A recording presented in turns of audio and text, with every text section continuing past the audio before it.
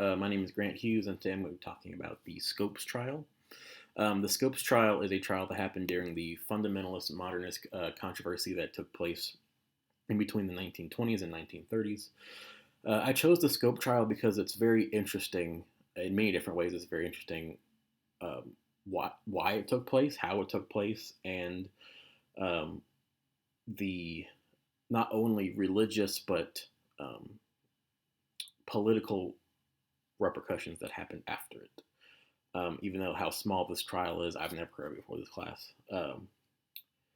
how impactful it was in a way. So the Scopes trial centered around a Tennessee public school teacher by the name of John Scopes. He was put on trial for violating a bill that had recently passed, making the teaching of evolution illegal. He was a science teacher. He taught evolution and was seemingly unaware of this bill and was put on a trial. Um, According to the article Scopes Trial from History.com, the trial featured two of the best known orators of that era, William Jennings Bryan and Clarence Darrow, as the opposing attorneys. The trial was viewed as an opportunity to challenge the constitutionality of the bill, to publicly advocate for the legitimacy of Darwin's theory of evolution, and to enhance the profile of the American Civil Liberties Union. So, right off the bat, this essentially, hey, you violated this law, quickly turned into a is this constitutional? Is this separate? Is this are you cutting out the separation of church and state that is constitutional? Constitutional. So it gets very.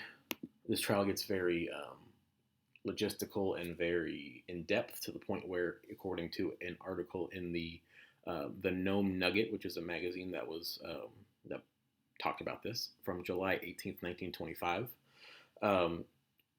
Dr. Maynard M. Metcalf was called to the stand. He was a professor of zoology. He talked to the opposition, the Clarence Darrow and William James Bryant, about how monkeys behave, and just very in depth.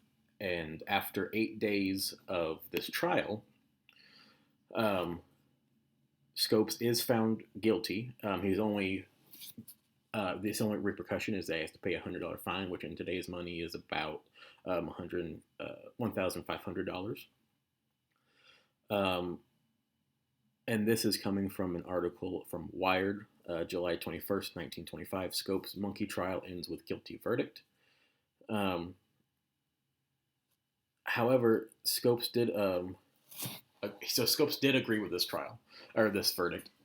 However, it was overturned, and he did not have to pay it. But I just find this trial interesting because while I do believe in creation, how should teachers be allowed to teach it? Because if you talk about it in a Christian way, if you talk about it in a biblical way, and in a public school, not a Christian school, not a private school, but a public school, is that breaking the law? Is that violating the Constitution? Is that not separating church and state? Because it is a public school. So I just find that to be a very interesting